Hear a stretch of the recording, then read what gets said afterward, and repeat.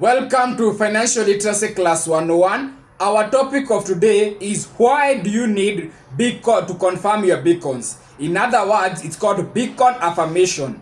So, in Financial Literacy Class 101, I've realized so many people get conned when buying a piece of land. So that is why I'm explaining the due process. We said the first thing when buying a parcel of land is conduct a land search. Then the land search should confirm the dimensions and confirm that that parcel does not have a caution, a caveat, or has been charged by a bank. The second thing is confirm the landowner. Does the details of the title deed and the land search and the landowner correspond? So that we may not meet a situation where the landowner was in a possession of maybe the wife's title deeds, or was in the possession of the auntie's title deed, or was in possessions of the grandfather's title deed. The repercussion of the landowner selling the grandfather's parcel of land, since they were in possession of the title deed, is that you will have to incur an extra 60,000 for the land succession process, so that we may succeed this title deed from the possession from the grandfather now to the landowner selling you. So the second thing, we said land search, you need to conduct it at least 3 times. You need to confirm when you're negotiating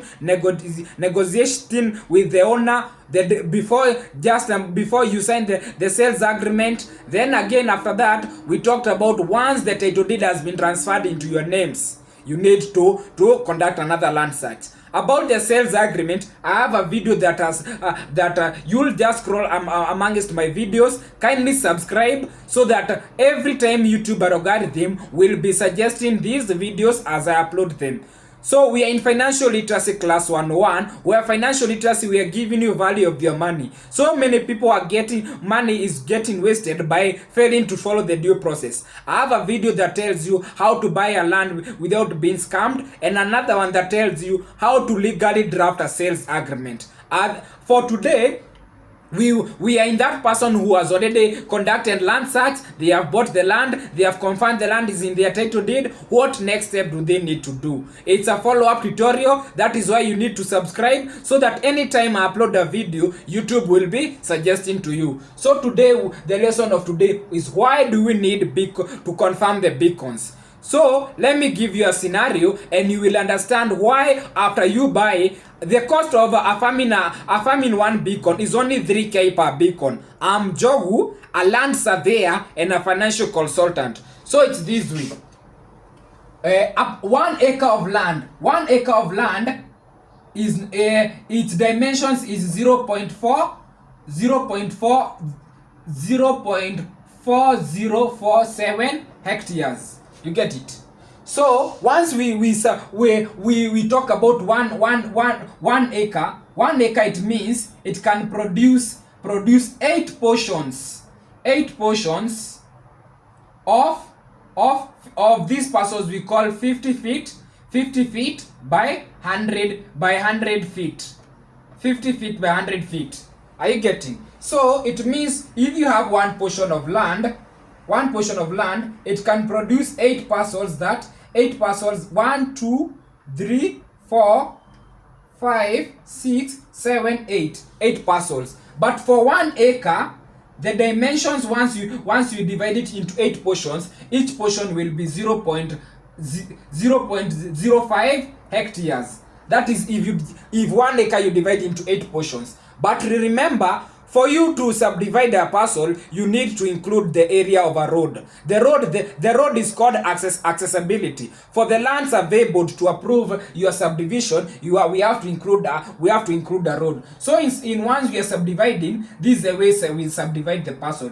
We'll put the parcel that way. The 2 end portions will just remain, but in between we will make a road, and then here we'll divide into 3 portions, here into 3 portions. So we have portion 1, portion 2, portion 3, portion 4, portion 5, portion 6, portion 7, portion 8. You get it? So what happens, and it's a scam I'm exposing. Land property sellers normally have like 10 or 5 acres. For this tutorial purpose, we will deal with the case situation of a person who a land property seller ama kampuni ya mashamba ambayo has 3 acres. So what happens, we say that 150 feet, 50 feet by 100 feet, its dimensions is 0.045 hectares. So it means once we remove the road, once we are subdividing 1 acre, it can only produce 7 of these ones. 7. It normally produce 7 portions. You get it? 7 portions. 7 portions of full 50 by 100. You get it? So the 8th portion, so it will produce 7 portions that are 0.045 hectares. But initially we had said once you divide 1 acre into 8 equal portions, it normally produce 0.05 hectares. With that is just calculation, a layman's calculation, remembering that we've not put the chance that this parcel, we must give each parcel an accessibility to the road so that the land survey board will approve it. So this is just from the calculator way of doing. So once we are subdividing, it depends with the shape of the land, and 1 acre will produce 7 portions. 7 portions that each portion is 50 feet by 100 feet. You get me? Now this is what happens. So it means what happens to the 8th portion. For the 8th portion, it will not be full. Depending on here, the road we normally give the road 9 meters. So for the 8th portion, we will remain with the space. So it means in every acre, once you subdivide every acre, it will produce 7 portions. Every acre will be producing 7 portions. Once it produces 7 portions, the 8th portion will not be 50 by 100. It will be something like 40 by 30. And 40 by 30, the Land Physical Planning Act still holds water. You cannot subdivide a portion that is less than 50 feet by 100 feet in a freehold land, unless it is, you can only produce such when maybe it is in parcels that are near an urban area, near a commercial area, those parcels that had got a title deed in those old recent days, in a municipal council, in the Nairobi municipality. There is a difference between Nairobi municipality and Nairobi district. So in Nairobi municipality and parcels that have been developed, if a parcel has been developed, like those properties in Kahawa and Dani, which is 40 feet by 10 feet, those ones is okay, we can produce a title deed. Also the other properties that already before 2018 we got that Land Physical Planning Act that says no parcel will be divided less than 50 feet by 100 feet. Any parcel that had been divided before that and they had been given a title deed, you can buy them, they can still hold water. You get it? And the last thing is a parcel that the surveyor has submitted the reason why they have to give one portion 50 feet by 100 feet. So now let us continue in our tutorial. So we said 1 acre produce 7 portions. The 8th portion will not be full. This is what the land property sellers do. Remember, they have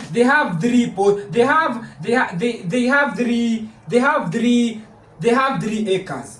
So it means this is acre. Let us draw the actual acres the way they should be. The parcel of land is this way. Then they have 3 acres. You get it? So we said every acre will produce 7 portions that are 50 feet by 100 feet. So 7 portions, 50 feet by 100 feet. Other 7 portions, 50 feet by 100 feet. Also here it is 50 feet by 100 feet. So what happens? There is a space that is remaining. So what they will do, once they get this quack surveyor, that is not a surveyor, it's a quack surveyor, they will tell him to push the boundaries. So you will meet, once they push the boundaries, they are trying to occupy that parcel, that space. Remember, every portion is remaining a small space. There remains a small space. This one is remaining a small space. For them to have, remember, they are there to make profit. For them to make profit for these small portions, they will have to push your 50 feet by 100 feet. Now you will meet, for them to do this, your 50 feet has to be pushed to either to be 47 by 98 for them to be able to get a whole parcel in these spaces that are remaining. That is why, and once they come in drawing the mutation form that will be approved, it will be legit. It will be having the legal documents. That is why you are told, once you get your parcel, it's good to have to confirm the beacons, because you will meet initially. These are the parcels of land. So initially yours should be, but the title deed reads 50 by 100. But the real dimensions on ground, you meet this side it is 48, and this side that is supposed to be 100, it is like 98.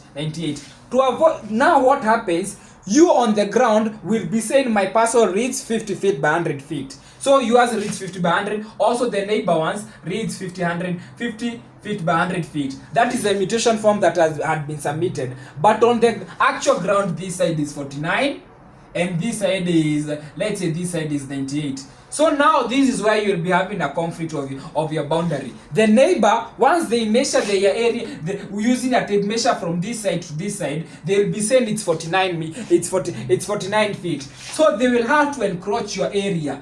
They'll have to encroach all this area, saying that his parcel, the title deed reads 50 feet by 100 feet. Remember, the title deed gives an approximate of the acreage.